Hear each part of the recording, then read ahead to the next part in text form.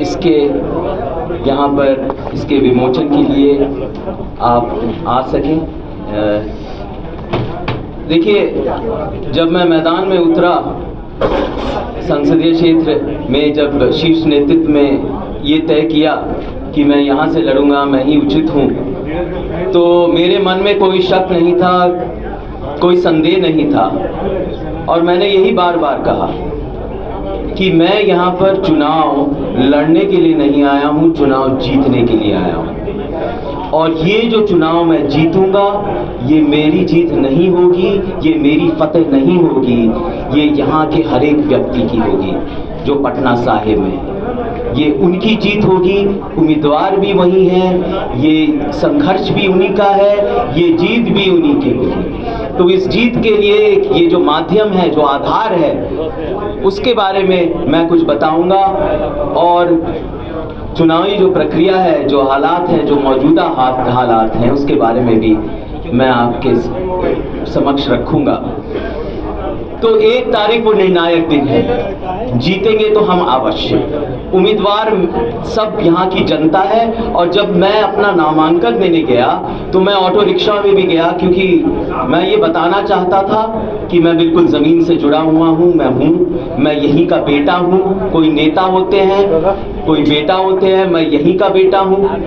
और नामांकन देने भी मैं एक ऑटो रिक्शा में गया और बार बार मैं ये कह रहा हूँ कि जीत जो होगी, जो हालात जो बदलेंगे, 1 तारीख को हम नए ज़माने का इस्तकबाल करेंगे, एक नए ज़माने का स्वागत करेंगे, एक जो नया सवेरा आएगा 1 तारीख को।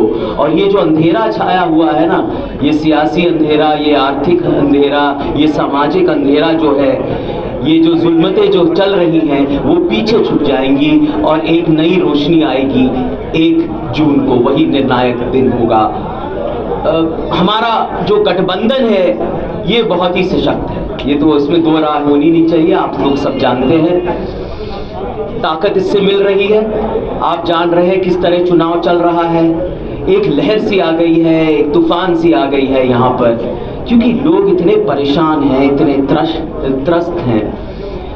यहाँ पर पटना साहिब में मौजूदा जो सांसद हैं हमारे रविशंकर जी, वो कभी लोगों के बीच में तो आए नहीं।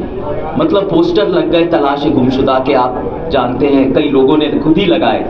तलाश हो रही थी हमारे सांसद कहाँ हैं, लोगों के दुख सुख में, उनकी परेशानियों में, उनके फरियाद में, उनको सुनने के लिए कभी मौजूद नहीं हुए। कभी बरसी में, न कभी जयंती में, न कभी श्राद्ध में, न सालगिरह में। अरे भाई, काम सुलझाना तो अलग बात होती है ना। उनका एक दायित्व होता है कि लोगों के बीच में बैठे, आए, मिले, उनकी समस्याओं को समझे, वकालत करें। लेकिन उन्होंने कभी किया नहीं ऐसा।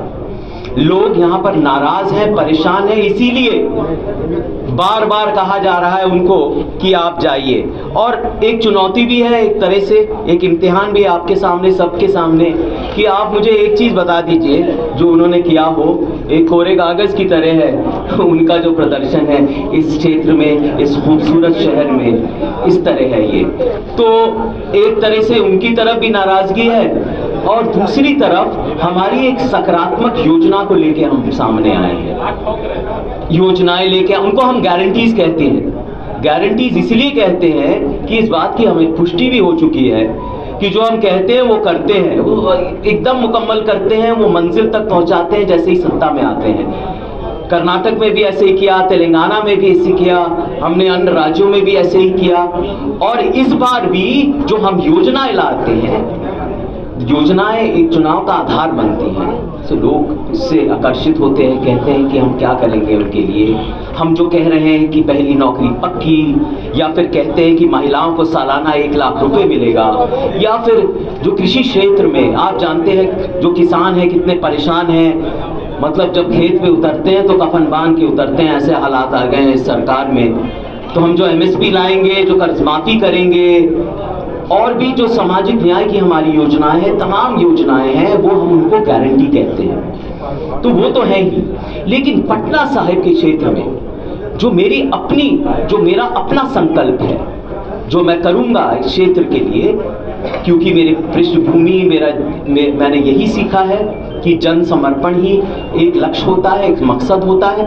तो जो मैं अपना करूंगा पटना शहर के लिए, और पटना शहर में एक खूबसूरत शहर जो हमारी एक अमानत है, जो कितना कीमती शहर है। अब कितने देर से ये ऐसे लोगों के हाथों में गिरवी है जिन्होंने कभी इसके भविष्य के बारे में सोचा ही तक नहीं। तो इसीलिए ये घोषणा पत्र मैं आपके समक्ष लेके आया हूँ। इसमें हमारी योजनाएं हैं, इसको आप पढ़िएगा।